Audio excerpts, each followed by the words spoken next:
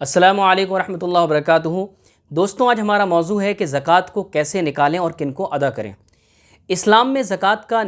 जो निज़ाम है, जो सिस्टम है, वो मुस्लिम कम्युनिटी को स्टेबल बनाने के लिए और उनको गरीबी और फ़कीरी से बचाने के लिए रखा गया है।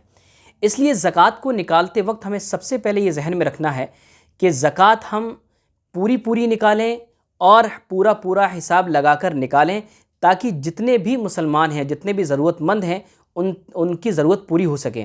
बड़ी अजीब बात है कि इतने बड़े पैमाने पर ज़कात निकल रही है, उसके बावजूद हमारी जो गरीबी है और हमारी जो फ़कीरी है वो ख़त्म नहीं हो रही है। उससे कहीं ना कहीं ये पता लग रहा है कि ज़कात पूरे तौर पर और अच्छे से हिसाब लगाकर नहीं निकाली जा रही है। अब ज़कात जो हम निकालें तो उसमें सबसे पहले हम इस चीज़ का ख्याल रखें कि हम अपने रिश्तेदारों को देखें, क्योंकि रिश्तेदारों के सिलसिले में अल्लाह के नबी सल्लल्लाहु अलैहि वसल्लम की हदीस है। हज़रत ज़ैनब रज़ी अल्लाह अन्हा की लंबी हदीस में अल्लाह के नबी सल्लल्लाहु अलैहि वसल्लम ने फरमाया, लहा अजरान, अजरुल क़राबती व अजरुस सदक़ती। बुखारी शरीफ की रिवायत किताबुज़ ज़कात में बयान की गई है कि रिश्तेदारों को ज़कात देने में दो अजर हैं, दोहरा अजर है, दो नेकियां मिलती हैं। एक तो रिश्तेदारी की सला रहमी को पूरा करने की वजह से और दूसरा ज़कात को अदा करने की वजह से। इसलिए ज़कात को निकालते वक्त आपको ये सबसे पहले देखना है कि आपका कोई गरीब रिश्तेदार ज़कात का ज़रूरतमंद और मुस्तहिक तो नहीं है। इसी तरीके से ज़कात जब निकालें तो अपने इलाके के गरीब लोगों में ही उसको तक़सीम करें। हज़रत मुआज़ बिन जबल रज़ी अल्लाह अन्हु की लंबी हदीस है, जब वो यमन के सफ़र पर जा रहे थे तो अल्लाह के नबी सल्लल्लाहु अलैहि वसल्लम ने बहुत सारी बातों को बयान करते हुए लास्ट में उनसे ये कहा कि उनसे ये भी कहना, अन्नल्लाह फ़रज़ा अलैहिम सदक़तन तुअख़ज़ु मिन अम्वालिहिम फ़तुरद्दु अला फ़ुक़राइहिम।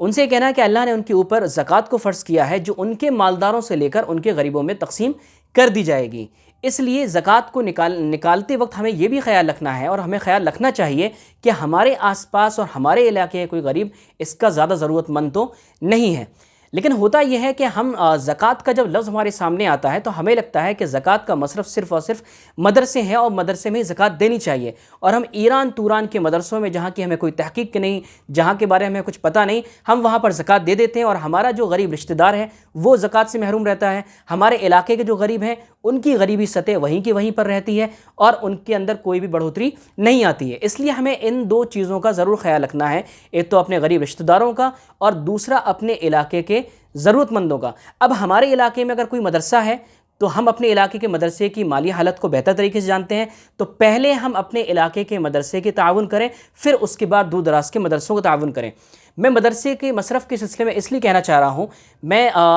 उन मदारिस की बात नहीं कर रहा हूँ जहाँ पर बाकायदा तालीमी निज़ाम है, लोग फ़ारिग हो रहे हैं, बड़े बड़े उलमा निकल रहे हैं। अल्लाह ताला उन सारे मदारिस को, हमारा दारुल उलूम देवबंद है, दारुल उलूम रफ़्तुल उलमा है, मज़ाहिर उलूम है, और जितने भी बड़े मदारिस हैं जिनकी तहक़ीक़ है, वहाँ पर पढ़ाई हो रही है, उन मदारिस की मैं बात नहीं कर रहा। वो तो हम और आपके ताउन से चल रहे हैं और इंशाअल्लाह ता क़यामत चलते रहेंगे। लेकिन मदरसे के नाम पर जो एक स्कैम और जो एक घोटाला हुआ है, आपने भी सुना होगा और सुनते रहते होंगे कि कितने कितने लोग 2 कमरे बनाए, 8 से 10 बच्चों को लेकर आए और ज़कात बटोरना चालू कर दी।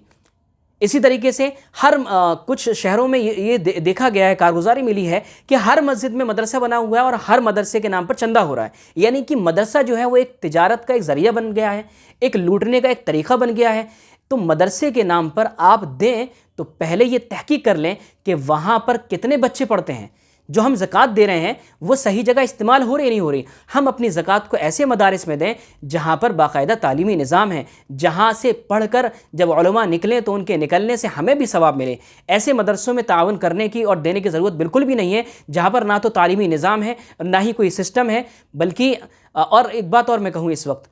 कि इस वक्त मदारिस को ज़्यादा से ज़्यादा खोलने की ज़रूरत नहीं है। ये मैं नहीं कह रहा हूँ, बड़े बड़े उलमा भी इस बात को कह रहे हैं कि इस वक्त मदारिस को ज़्यादा से ज़्यादा खोलने की ज़रूरत नहीं है, बल्कि जो मदारिस हैं उनके निज़ाम को बेहतर बनाया जाए, उनके एजुकेशन सिस्टम को मौजूदा ज़माने के लिहाज से किया जाए। तो ये हमारे करने का काम है। तो मदरसे के नाम पे जो स्कैम, जो घोटाला हो रहा है, उसमें आप बहुत ही एहतियात के साथ अपने ज़कात को दें ताकि ज़कात आपकी सही जगह जा सके। और इसके अलावा मैं एक बात और कहना चाहता हूँ कि इंस्टाग्राम पर या इसी तरीके से यूट्यूब पर बहुत सारे जो सोशल एक्टिविस्ट होते हैं वो ये कहते हैं कि हम राशन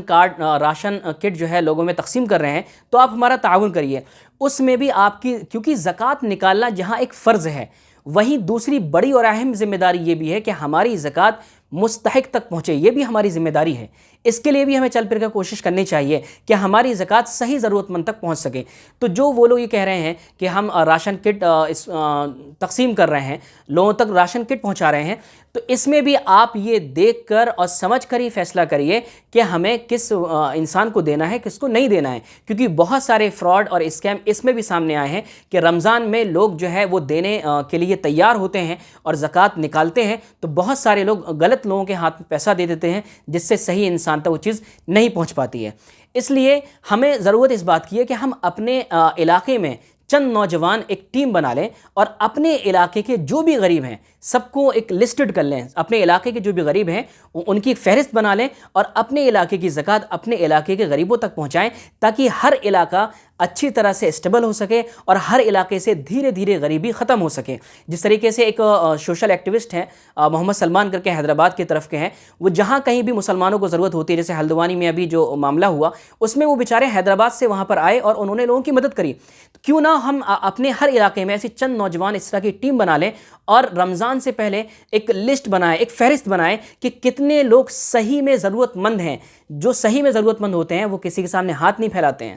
وہ کسی کے سامنے ہاتھ نہیں پھیلاتے، کسی سے مانگتے نہیں ہیں، اور اصل میں ہماری زکوٰۃ کے وہی مستحق ہوتے ہیں